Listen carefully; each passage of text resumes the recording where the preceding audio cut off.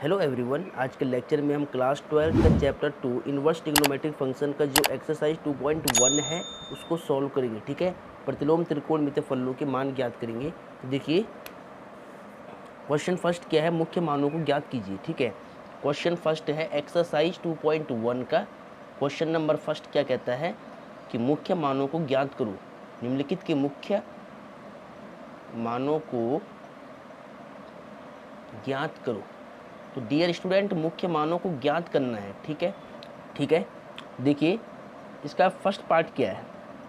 तो इसका first question क्या है कि साइन इनवर्स -1/2। ठीक है, जब भी एंगल में माइनस आता है तो थोड़ा समस्या होती है, वरना ये सवाल कुछ नहीं है। ठीक है, देखिए इस सवाल को सॉल्व करने के लिए इसका आपको मुख्य मान ज्ञात करना है, प्रिंसिपल वैल्यू फाइंड करनी है।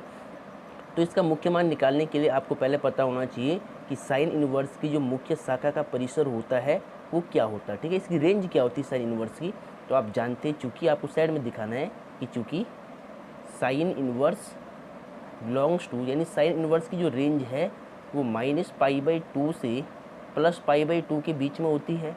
तो यानी इसका पूरा जो मान आएगा ना वो -π/2 से +π/2 के बीच में आना चाहिए, यानी -90 से +90 के बीच में आना चाहिए। ठीक है, तो ये आपको ध्यान रखना है। अब देखिए सबसे पहले क्या करना है, इसको सॉल्व करने के लिए इसको मान लेना है, लेट इसको आपको y के इक्वल मान लेना है। तो साइन इनवर्स -1/2। ठीक है, अब ये साइन इनवर्स राइट से हट करके लेफ्ट में आएगा तो साइन y बन जाएगा। ठीक है, इधर से साइन हटाकर इधर लाना है आपको, तो साइन y, इधर से जब इन्वर्स हटेगा तो इधर क्या बनेगा, साइन y पहले से था, साइन इधर आएगा तो इन्वर्स हट जाएगा, तो साइन y इक्वल टू -1/2। जो एंगल बचा है वो आपको सेम छोड़ना है। ठीक है, अब देखिए साइन y इक्वल टू, देखिए ध्यान से, साइन में 1/2 वैल्यू किसकी होती है, साइन में 1/2 वैल्यू होती है साइन 30, और साइन 30 को क्या बोलते हैं, साइन π/6 बोलते हैं। रेडियन में क्या बोलते हैं, साइन π/6। ठीक है, अब देखिए ये माइनस बार है, इस माइनस को आपको सेम रखना है। ठीक है, अब साइन में 1/2 वैल्यू होती है साइन π/6, साइन 30 की वैल्यू। ठीक है, चलो अब देखिए आपको एक सूत्र मालूम है कि साइन माइनस थीटा, अगर साइन माइनस थीटा कहीं पर लिखा होता है तो इसको हम लिख सकते हैं माइनस साइन थीटा, माइनस बार आता है। ठीक है, साइन माइनस थीटा को हम क्या लिख सकते हैं, माइनस साइन थीटा। अब देखिए ये माइनस बाहर है, इस माइनस को हम अंदर भेजेंगे। ठीक है, ये माइनस बाहर है, इस माइनस को अंदर एंगल पे भेजोगे तो ये ऐसे बन जाएगा। देखिए, तो यहाँ पर भी आपको यही करना है, इस माइनस को अंदर ले जाना है, तो साइन और ये माइनस एंगल पे आएगा -π/6। ठीक है, अब देखिए इधर साइन, तो साइन से साइन हो जाएगा कट। ठीक है, कट करके दिखाना नहीं है, तुलना होती है। ठीक है, तो साइन से साइन कट जाएगा, यहाँ पर y बचेगा और यहाँ पर -π/6 बचेगा। ठीक है, तो अतः साइन इनवर्स -1/2 का मुख्य मान, प्रिंसिपल वैल्यू कितनी आई है इसकी। ठीक है, मुख्य मान साइन इनवर्स -1/2 का मुख्य मान कितना आया है, -π/6। ठीक है, तो ये आपका आंसर आ गया। अब डियर स्टूडेंट, कॉस इनवर्स √3/2 की वैल्यू आपको बतानी है। ठीक है, इसका मुख्य मान प्रिंसिपल वैल्यू ज्ञात करनी है। तो देखिए पहले कैसे करोगे, सबसे पहले आपको लेट इसको y के इक्वल मान लेना है, जो दिया हुआ फंक्शन है इसको y के इक्वल लेट करना है। तो y equal to cos inverse √3/2। ठीक है, अब देखिए कॉस की जो मुख्य शाखा का परिसर होता है वो आपको याद होना चाहिए, वो आपको साइड में दिखाना है, क्योंकि आप जानते हैं वी नो डेट कि कॉस इनवर्स की जो रेंज होती है वो 0 से पाई के बीच में बिलोंग्स करती है। ठीक है, 0 से पाई होती है। ठीक है, इस बात का आपको ध्यान रखना है। अब देखिए इस कॉस को आपको इधर लाना है, तो कॉस y बन जाएगा, इनवर्स यहाँ से हटेगा तो यहाँ पर कॉस y बन जाएगा ये, और यहाँ एंगल जो है वो आपको सेम लिखना है √3/2। ठीक है, अब देखिए यहाँ पर आपको ध्यान देना है कि जब भी अगर एंगल को आपको 0 से पाई के बीच में लाना हो, यानी इसकी रेंज, ठीक है, कॉस की जो रेंज होती है वो 0 से पाई होती है।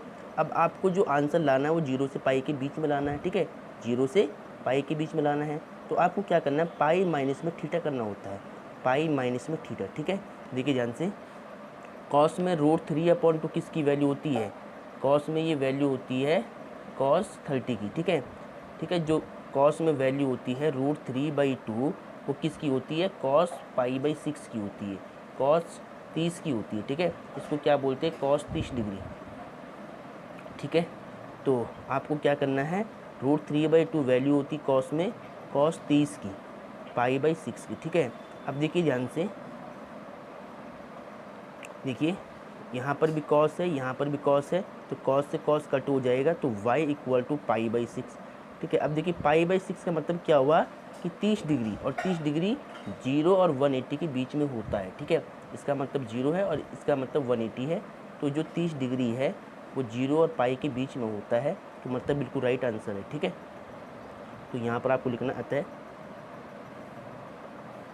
कॉस इनवर्स √3/2 का मुख्य मान, इसका मुख्य मान कितना होगा, π/6, ठीक है। ये आपका आंसर आ गया।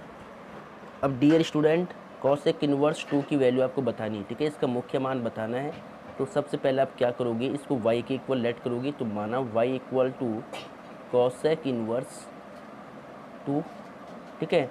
इसको आपने y मान लिया है। अब ये कॉसेक लेफ्ट में आएगा, तो ये कॉसेक लेफ्ट साइड में भेजो तो कॉसेक y बन जाएगा, कॉसेक y = यहाँ पर एंगल 2 बच जाएगा, ठीक है। अब देखिए कॉसेक में 2 वैल्यू किसकी होती है, कॉसेक π/6, कॉसेक 30 की वैल्यू होती है, और 30 को हम π/6 बोलते हैं।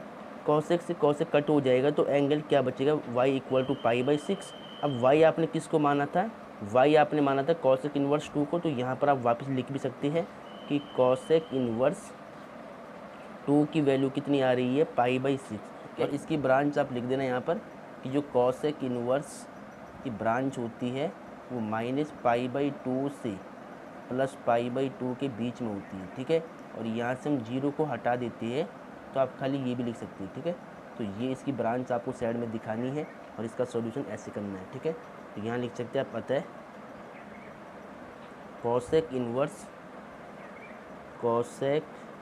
इनवर्स 2 का मुख्य मान, इसका जो मुख्य मान होगा वो कितना आएगा, देखिए π/6 है, तो ये आपका आंसर आ गया, ठीक है। ऐसे इसको सॉल्व करना है। अब डियर स्टूडेंट, tan इनवर्स -√3 की वैल्यू आपको निकालनी है, इसका मुख्य मान निकालना है।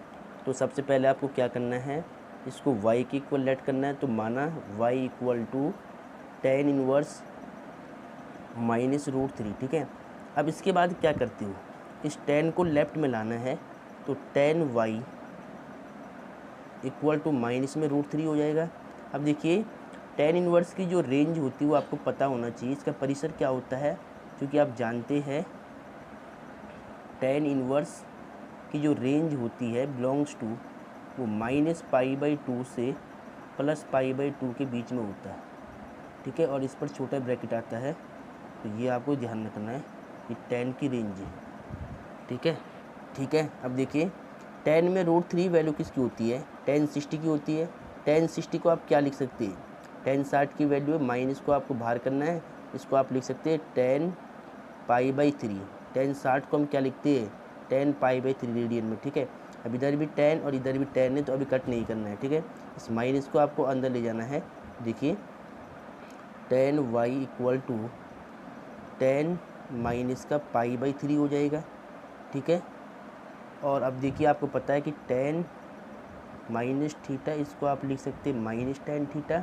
अगर कहीं पर ये दिया है तो इस चीज़ को वापस हम ये लिख सकते हैं, माइनस को अंदर एंगल में भेज सकते हैं, ठीक है। तो tan से tan कट हो जाएगा, तो y = -π/3, ठीक है। -π/3 का मतलब क्या होता है, माइनस का 60 और माइनस का 60 इनके बीच में लाई करता है, -90 और +90 के बीच में, ठीक है। तो मतलब बिल्कुल राइट आंसर है। अब y आपने किसको माना था, y आपने माना था tan इनवर्स √3 को, इसको यहाँ पे रख दो। y की वैल्यू है tan इनवर्स माइनस में √3 और -π/3 इसका मान है, मुख्य मान, ठीक है। तो आप लिख सकते हैं, अतः tan इनवर्स -√3 का मुख्य मान, ठीक है, इसका मुख्य मान कितना हुआ है, -π/3 हुआ है, ठीक है। तो ये आपका आंसर आ गया है। ऐसे आपको इसको सॉल्व करना था।